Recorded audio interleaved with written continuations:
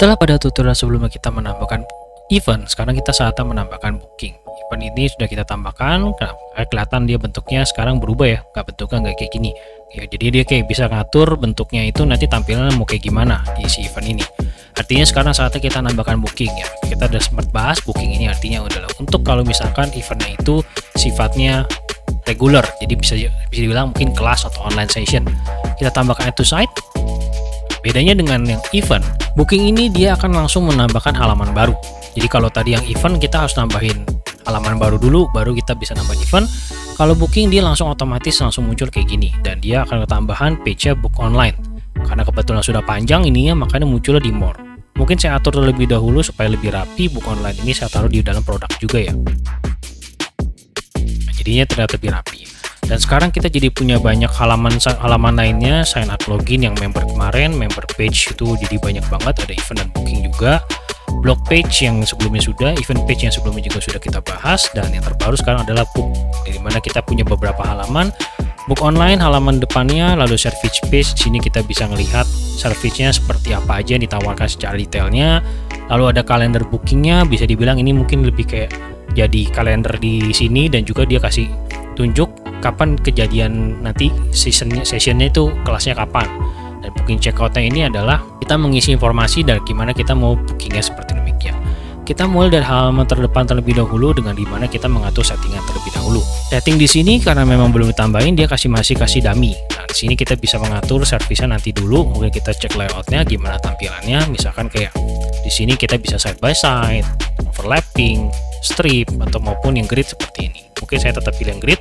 Dan cara mendisplaynya kita mau kasih title atau enggak, berarti kan gini ya, title nggak ada title kayak gini. Nah, mungkin saya biarkan aja ada title. Apa aja detail yang tampil, image, bit more, divider, price, duration, dan segala macamnya, atau mungkin ada. Dan juga bagaimana tampilnya our service, read more. Nah, ini kan mungkin our service mungkin kurang deskriptif, mungkin kita ganti kelas, misalkan kelas online contoh. Nah, jadi kita bisa mengatur title seperti itu.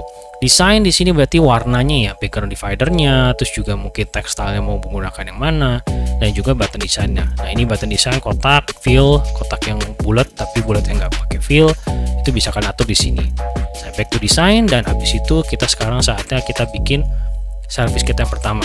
Oh iya, kalian juga sebenarnya bisa melakukan setting-setting pada halaman yang lainnya yang kurang lebih sebenarnya mirip-mirip juga sih. Kalian mengatur layout. Jadi kalau misalkan di halaman yang lain itu tadi kita lihat di booking itu kita punya 4 halaman, di service page itu kalau kita lakukan setting ya actually sama sih, kita akan mengatur layoutnya, apakah mau ada header, ada cover, dan image kayak gimana, ganti image-nya.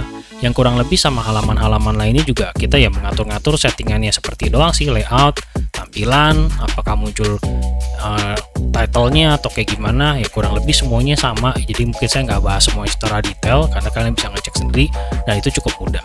Kita langsung ke manage service-nya untuk menambahkan service-nya, karena tadi kan masih service ditampilkan service yang sifatnya dummy.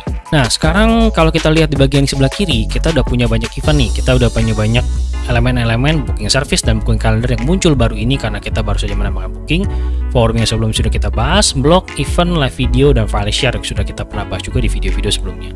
Kita mulai dari booking service, dia langsung menawarkan kayak wizard, jadi kayak guidance buat dia supaya kita mau bikin eventnya itu seperti apa booking service-nya. One on one, multi participant. Mungkin ini saya pilih, terus juga covernya kelas apa course, mungkin kelas, dan habis itu kita akan diarahkan ke halaman detailnya yang sebenarnya kurang lebih tadi itu cuma buat guidance kita, bisa dirubah juga langsung di sini kok. Tadi kan kelas atau course, appointment bentuknya, dan saya bikin tambahkan gambar. Nama produk kita gitu kan. Nah, di sini kita yoga class, terus habis itu appointment tadi kita nggak ubah. Ini kalau kita mau menawarkan harga per sessionnya, apakah fix custom price atau malah gratis, di sini kita bisa tulis. Mungkin saya tulis aja 50.000 juga, seperti per sessionnya, fixed price. Alamatnya di mana kalian bisa atur, apakah pakai video conference bisa seperti menambahkan tadi ya, Wix Live ataupun pakai Zoom. Dan kita bisa menambahkan sessionnya. Session itu maksudnya kan memang namanya seperti yang saya bilang ini regular dia laksanakan, berarti kan bisa aja tanggal-tanggalnya itu tanggal sekian, atau mungkin tanggalnya per hari apa. Nah, ini kita bisa ngatur di sini. Tapi ini baru kita bisa add session setelah kita udah save and continue. Maksudnya kita udah isi yang lain-lainnya. Pricing plans artinya mungkin kita sistemnya bukan menggunakan bayar per pertemuan, tapi kita bisa nggak pakai membership atau paket, kita bisa tambahkan di sini. Kita langsung save aja. Terus nanti jadi kita bisa melihat, nah ini dia minta untuk upgrade kalau mau terima pembayaran ya biasa, karena untuk bayaran itu kita bisa upgrade. Dan ini belum ada sessionsnya, ini udah kelihatan, kita bisa tambah sessionsnya sih, misalkan jadwal-jadwalnya dengan, makanya diarahkan ke booking calendar nih.